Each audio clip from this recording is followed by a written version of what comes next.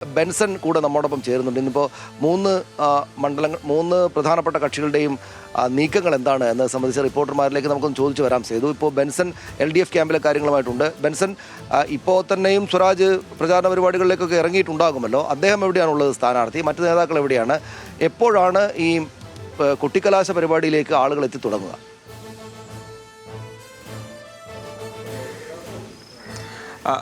Harshan, Saneesh, good morning. നമ്മൾ സൂചിപ്പിച്ചതുപോലെ തന്നെ രാവിലെ 8 മണി മുതലാണ് LDF സ്ഥാനാർത്ഥി M സ്വരാജിന്റെ പ്രചാരണ പരിപാടികൾ ഇന്ന് ആരംഭിക്കുന്നത്. നമുക്കറിയാം, ഇന്ന് കൊട്ടിക്കലാശമാണ്. വൈകിട്ട് 3 മണിയോടുകൂടി തന്നെ കൊട്ടിക്കലാശത്തിന്റെ കാര്യങ്ങളിലേക്ക് കടക്കും. രാവിലെ 8 മണി മുതൽ മരുതയിൽ നിന്നും റോഡ് ഷോ ആയിട്ടാണ് സ്ഥാനാർത്ഥിയുടെ പ്രചാരണം നടക്കുന്നത്. വിവിധയിടങ്ങളിലൂടെ സഞ്ചരിച്ച് നിലമ്പൂരിലേക്ക് എത്തിച്ചേരും. നിലമ്പൂർ നഗരത്തിലേക്ക് LDFന് റോഡ് ഷോ അനുവദിച്ചിട്ടുള്ള അല്ലെങ്കിൽ ഈ കൊട്ടിക്കലാശത്തിന്റെ സ്ഥലം അനുവദിച്ചിട്ടുള്ള ഇടത്തേക്ക് എത്തിച്ചേരുക ഏകദേശം 3 മണി 3:30 എത്തിച്ചേരുക. പക്ഷേ രാവിലെ 8 മണി മുതൽ തന്നെ മണ്ഡലത്തിന്റെ വിവിധ ഇടങ്ങളിൽ റോഡ് ഷോ ആയിട്ടാണ് എത്തിച്ചേരുക. രാവിലെ ഇപ്പോൾ അദ്ദേഹത്തിന്റെ വീട്ടിലാണ് നമ്മളുള്ളത്. അല്പസമയത്തിനുള്ളിൽ തന്നെ അദ്ദേഹം വീട്ടിൽ നിന്നും ഇറങ്ങും.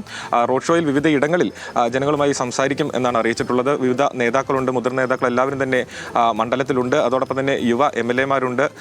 അങ്ങനെ നിരവധി പ്രവർത്തകരും ഈ റോഡ് ഷോകളിൽ പങ്കെടുക്കുമെന്നാണ് അറിയിച്ചിട്ടുള്ളത്. വാഹനങ്ങൾ അറേഞ്ച് ചെയ്തിട്ടുണ്ട്. അങ്ങനെ രാവിലെ 8 മണി മുതൽ തന്നെ സജീവമായി പ്രചാരണ പ്രവർത്തനങ്ങളിലേക്ക് കടക്കുകയാണ്. രാവിലെ അദ്ദേഹവുമായി സംസാരിച്ചപ്പോൾ അദ്ദേഹം നമ്മളുമായി പ്രതികരിച്ചപ്പോൾ പറഞ്ഞത് വലിയ ആത്മവിശ്വാസം തന്നെയാണ് പങ്കുവെക്കുന്നത്. ആദ്യഘട്ടത്തിൽ സ്ഥാനാർത്ഥി പ്രഖ്യാപനം വന്ന ആദ്യഘട്ടം മുതൽക്കേ തന്നെ ഒരു എഡ്ജ് LDF ക്യാമ്പിനുണ്ട്. കാരണം സ്വരാജിന്റെ സ്ഥാനാർത്ഥിത്വത്തെ അത്ര വലിയ ആത്മവിശ്വാസത്തോടു കൂടിയാണ് നിലമ്പൂരിലെ ജനത ഏറ്റെടുത്തത് എന്നാണ് ഈ നാട് അല്ലെങ്കിൽ LDF ക്യാമ്പ് തന്നെ അവലോകനം നടത്തുന്ന. അത്തരത്തിൽ വലിയൊരു എഡ്ജ് ആദ്യഘട്ടത്തിൽ തന്നെ നേടാൻ സാധിച്ചു എന്നാണ് പ്രതീക്ഷിക്കുന്നത്. പിന്നീട് ഉയർന്നു വന്നിട്ടുള്ള ഓരോ ആരോപണങ്ങൾക്കും കൃത്യമായ രീതിയിൽ മറുപടി പറയാൻ, അവയെ കൃത്യമായി ഉപയോഗിക്കാൻ LDF ക്യാമ്പിന് സാധിച്ചിട്ടുണ്ട്. നമുക്കറിയാം, ഓരോ ഘട്ടത്തിലും ഓരോ ആരോപണങ്ങളായിരുന്നു അല്ലെങ്കിൽ ഓരോ ആക്ഷേപങ്ങളായിരുന്നു ഓരോ ഘട്ടത്തിലും ഉയർന്നു വന്നിട്ടുണ്ടായിരുന്നു. അവയെല്ലാം തന്നെ കൃത്യമായും ഉത്തരം പറഞ്ഞു പോകാൻ LDF ക്യാമ്പിന് സാധിച്ചു, സ്ഥാനാർത്ഥിക്ക് സാധിച്ചു. മുഖ്യമന്ത്രി അടക്കം മണ്ഡലത്തിൽ ക്യാമ്പ് ചെയ്ത് നടത്തിയ പ്രചാരണം അത് ഗുണകരമായിട്ടുണ്ട് എന്ന് തന്നെയാണ് പ്രതീക്ഷിക്കുന്നത്. അതിൽ ഏറ്റവും അവസാനം ഇന്നലെ രാത്രി VV പ്രകാശിന്റെ വീട്ടിൽ നടത്തിയ സന്ദർശനം അത് വലിയ ഗുണം ചെയ്യുമെന്നും പ്രതീക്ഷിക്കുന്നു. കാരണം അതൊരു സർജിക്കൽ സ്ട്രൈക്ക് ആയിരുന്നു എന്ന് തന്നെ വേണമെങ്കിൽ പറയാം. കാരണം ഇത്രയും ദിവസം ഈ ഘട്ടത്തിൽ ഒന്നും തന്നെ UDF സ്ഥാനാർത്ഥിയായിട്ടുണ്ടായി ആര്യാടൻ ഷൗക്കത്ത് അവരുടെ വീട് സന്ദർശിച്ചിട്ടുണ്ടായിരുന്നില്ല. അത് വലിയ ആക്ഷേപങ്ങൾ ആ ഘട്ടത്തിൽ ഉയർന്നു വന്നിട്ടുണ്ടായിരുന്നു. അത്തരമൊരു സാഹചര്യത്തിലാണ് ഈ അവസാന ഘട്ടത്തിൽ ഇത്തരത്തിൽ ഒരു കൊട്ടിക്കലാശത്തിലേക്ക് കടക്കുന്ന അവസാന മണിക്കൂറിൽ VV പ്രകാശിന്റെ വീട്ടിലേക്ക് അദ്ദേഹം എത്തിയത്. അതിനെ ഒരു രാഷ്ട്രീയമായി കാണാൻ അദ്ദേഹം സ്വരാജ് രാഷ്ട്രീയമായി കാണുന്നില്ല എങ്കിലും അത് ഒരു സൗഹൃദ സന്ദർശനത്തിന്റെ ഭാഗമായിരുന്നു എന്ന് അദ്ദേഹം പറയുമ്പോഴും അതിന് വലിയ രാഷ്ട്രീയ പ്രാധാന്യമുണ്ട് എന്ന് നമ്മൾ മനസ്സിലാക്കുന്നു. ഒരു ചർച്ചയായി മാറും. രാവിലെ തന്നെ അതിന്റെ ഒരു മറുപടി തീർച്ചയായും. എന്തായാലും അത് തന്നെയാണ് ഇന്ന് രാവിലെ തന്നെ അതിൻ്റെ ചർച്ചകളിലേക്കൊക്കെ കടന്നിട്ടുണ്ട്. ആ നിലയ്ക്കുള്ള ആരോപണ പ്രത്യാരോപണങ്ങളുടെ ദിവസം തന്നെയായിരിക്കും ഇന്നും എന്നുകൂടിയാണ് പൊതുവെ കരുതുന്നത്. എന്തായാലും ഇപ്പോൾ ബിനിൽ കൂടി ചേരുന്നുണ്ട് UDFന്റെ ക്യാമ്പിൽ നിന്നുള്ള വിവരങ്ങളുമായി. ബിനിൽ, UDFന്റെ ക്യാമ്പിൽ എങ്ങനെയാണ് ഇപ്പോൾ കാര്യങ്ങൾ പുരോഗമിക്കുന്നത്?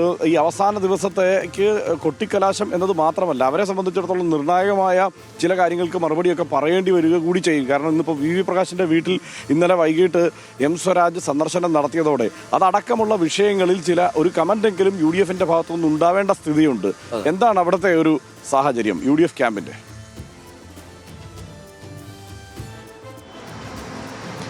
സനീഷ്, ഹർഷൻ, അത് തന്നെയാണ് പ്രധാനപ്പെട്ടത്. ഈ VV പ്രകാശിന്റെ വീട്ടിലേക്ക് ഇന്നലെ M സ്വരാജ് പോവുകയും അവിടെ മാധ്യമങ്ങൾ സംസാരിക്കുകയും ചെയ്തു.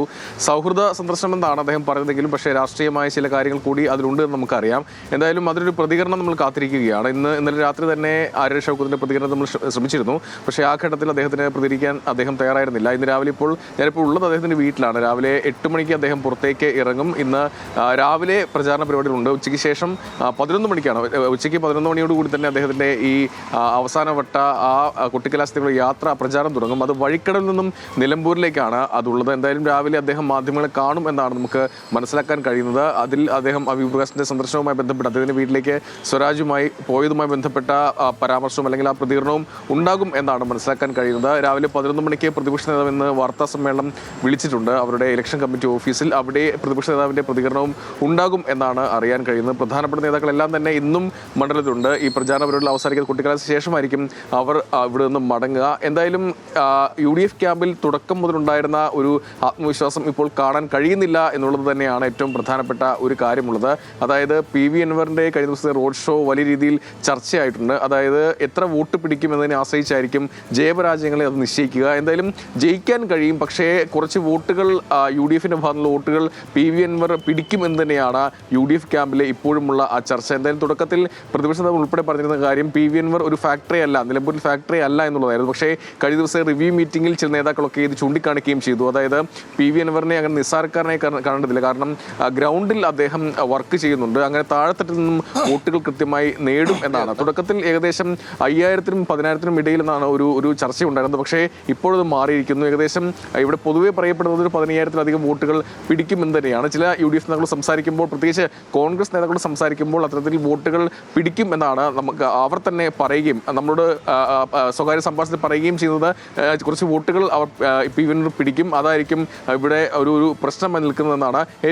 കോൺഗ്രസ് നേതാക്കൾ ഏറ്റവും പറയുന്ന ഒരു കാര്യം, വഴിക്കടവ് പഞ്ചായത്ത് പ്രധാനപ്പെട്ട ഒരു പഞ്ചായത്താണ്, പ്രത്യേകിച്ച് അത് UDFന് വലിയ മേൽക്കൈയുള്ള ഒരു പഞ്ചായത്താണ്. പക്ഷേ അവിടെ കഴിഞ്ഞ ദിവസം PV അൻവറിന്റെ പ്രചാരണത്തിന് വലിയ ആളുകളുണ്ടായിരുന്നു. പ്രത്യേകിച്ച് കോൺഗ്രസിന്റെയും ലീഗിന്റെയും പ്രാദേശികമായ ചില മുഖങ്ങൾ കൂടി അവിടെ ഉണ്ടായിരുന്നു. അത് ആശങ്കയിലാക്കിയിട്ടുണ്ട്. അവിടെ നിന്നും വോട്ട് പോയാൽ അത് വലിയ രീതിയിൽ ക്ഷീണമുണ്ടാക്കുമെന്ന് തന്നെയാണ് നേതാക്കൾ പറയുന്നത്. മറ്റൊന്ന്, അവിടെ ഒരു പ്രതീക്ഷ എന്ന് പറയുന്നത് ഈ അമ്പലമ്പലം പഞ്ചായത്താണ്. അമ്പലമ്പലം പഞ്ചായത്ത് LDFന്റെ കോട്ടയാണ്, അല്ലെങ്കിൽ CPMന്റെ കോട്ടയാണ്. അവിടെ കൃത്യമായ ആ വോട്ടുകൾ LDFന് കിട്ടിയാൽ അത് ഗുണകരമാണ്, കാരണം അത് കോൺഗ്രസിന് ഗുണകരമാണെന്നാണ് അവർ പറയുന്നത്. എന്തായാലും നിലവിൽ വലിയ ആത്മവിശ്വാസം തുടക്കത്തിലുണ്ടായിരുന്നത് ഇപ്പോൾ UDF നേതാക്കൾ കാണാനില്ല. എന്തായാലും ജയിക്കാൻ കഴിയും, പക്ഷേ വോട്ടുകൾ കുറച്ച് കുറയുമെന്നാണ് പൊതുവായി അവർ വിലയിരുത്തുന്നത്.